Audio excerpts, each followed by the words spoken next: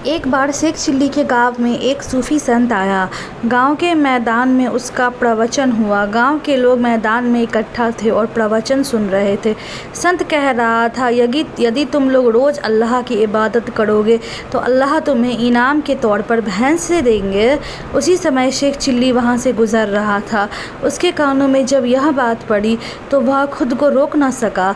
वह फ़ौरन संत के पास पहुँच गया। उसे भैंस तो हर हाल में चाहिए थी, लेकिन वह नहीं जानता था कि उसके साथ किसी प्रकार का छल हो, कहीं भैंस वाली बात झूठ ना हो।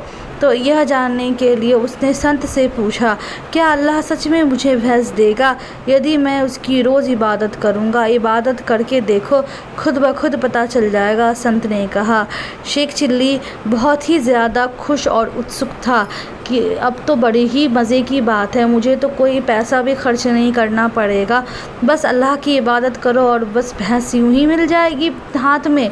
यह तो भाई बहुत सही सौदा है, फ़ायदे का सौदा है, ज़्यादा कुछ करना भी नहीं होगा।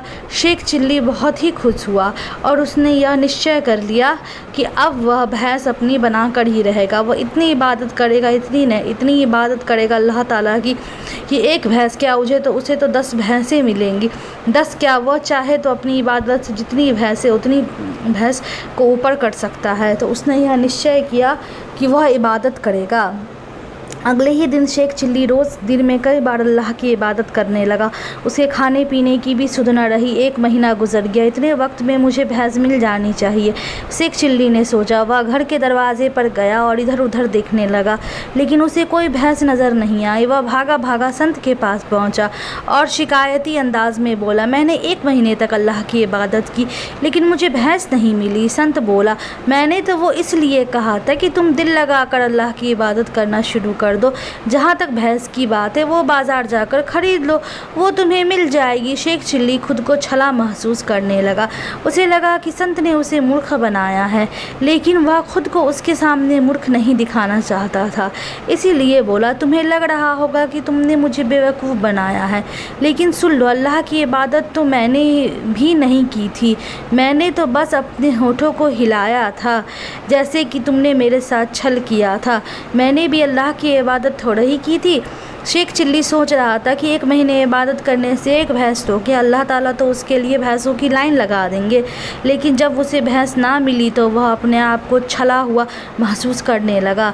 शेख चिल्ली बहुत ही ज़्यादा परेशान था कि अरे भाई ये क्या हो गया, लेकिन उसमें ज़रा भी अक्ल ना थी कि उसने अल्लाह ताला की इबादत की है तो वो ये अच्छी बात है, उसे उसके बदले में नेकी मिली होंगी, पुण्य मिला होगा, लेकिन नहीं, उसे तो बस भैंस की पड़ी थी। तो फिर वह संत बहुत ही ज्ञानी था। उसने शेख चिल्ली को उसी अंदाज़ में समझाया और शेख चिल्ली समझने की जगह उल्टा ही व्यंग कसने लगा संत के ऊपर ही, जबकि संत चुपचाप से शेख चिल्ली की सारी बातें सुन रहे थे। वह शेख चिल्ली को समझाना चाहते थे कि शेख चिल्ली, भैंस से ज़्यादा ज़रूरी चीज़ है नेकियां, जो तुमने अल्लाह की इबादत करके हासिल की है, जो तुमने अल्लाह को खुश करने में करा है, तो अल्लाह तुमसे खुश होकर एक भैंस तो क्या, तुम्हें जन्नत अता फरमा देंगे। लेकिन शेख चिल्ली की सुई तो भैंस पर ही अटकी हुई थी और लेकिन उसे कोई भैंस नज़र नहीं आई। लगा कि उसने संत को मूर्ख बनाया है, उसके सामने मूर्ख नहीं दिखाना चाहता था। इसीलिए बोला, तुम्हें लग रहा होगा कि तुमने मुझे बेवकूफ़ बनाया है, लेकिन सुन लो, मैंने अल्लाह की इबादत दिल से नहीं की, मैंने तो बस अपने होठ हिलाए थे।